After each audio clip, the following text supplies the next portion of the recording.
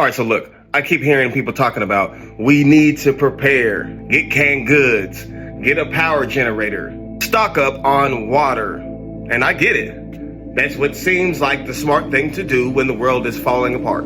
But most people don't realize, what they call preparation is actually rooted in fear. It's still built on the illusion that safety comes from matter and not the mind. You see, this American empire was built on the worship of the physical, on sight, on the senses, on the lie that what is visible is what is real. And that is exactly why the scripture said, walk by faith and not by sight.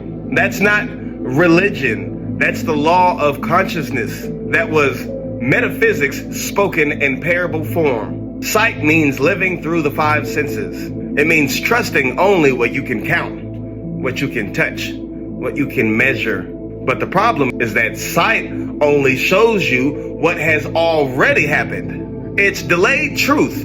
It's the past pretending to be the present. That's why when people see chaos, they panic because they don't realize that they're watching yesterday's energy. Faith, on the other hand, is the ability to see the invisible structure behind the storm. Faith is casual vision. It's the science of awareness before form. It's coherence between the human and the infinite, between the projection and the projector. Faith means that you stabilize in that truth when everything visible is falling apart. That's not make-believe. That's just how the universe works. Everything that exists is in vibration. Your thoughts, emotions, beliefs, their frequencies shaping how the quantum field collapses into experience. When you walk by faith, you lead from the frequency instead of the form. You move as if the source within you has already handled it. And because consciousness collapses the probability waves of the universe, then it has. Now look, I get it. People are scared, and fear makes people reach for control. Some store food. Some buy guns. Some buy the dip. Because in the past, economic crisis looked like an investment opportunity. But that logic still belongs to a system that's dying. That's sight thinking. The stock market, Bitcoin, gold, real estate, it's all part of the same illusion. The same empire of data, digits, and dependency. You can't buy the dip in a system that is spiritually bankrupt. Those charts won't mean a thing when the shelves are empty and the people in the streets are hungry. You can't eat your portfolio.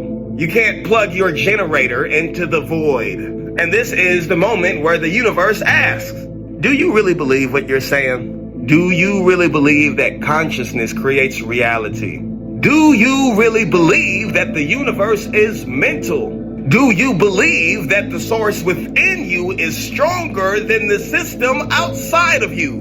Because if you don't, you're going to keep chasing safety in the illusion that is falling apart right before our eyes. That's why I said this is the ultimate test of faith.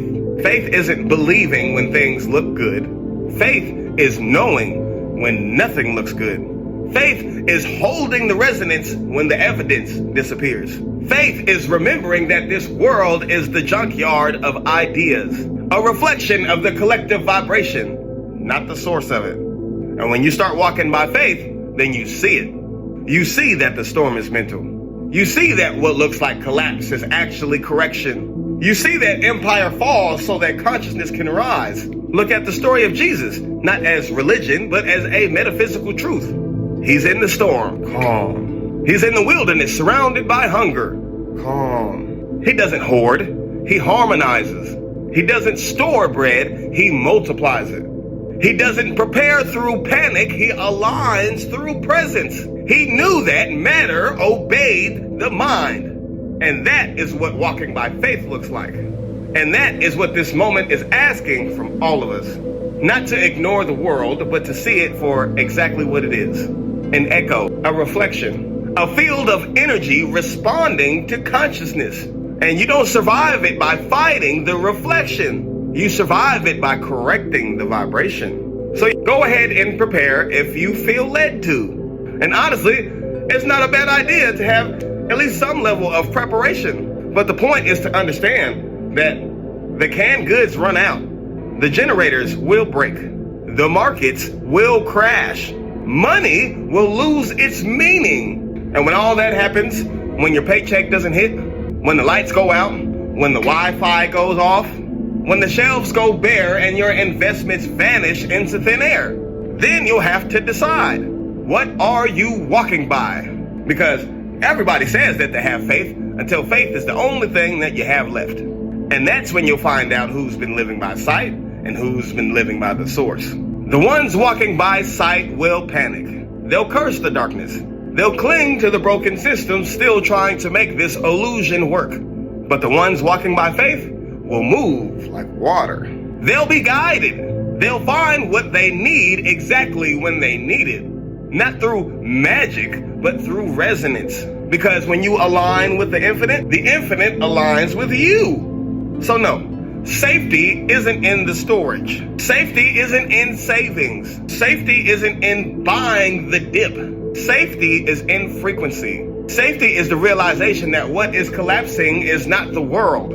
It's the lie that we call the world. And when that lie finally falls, the ones who remember the truth, the ones who walked by faith, will be the ones standing in the light.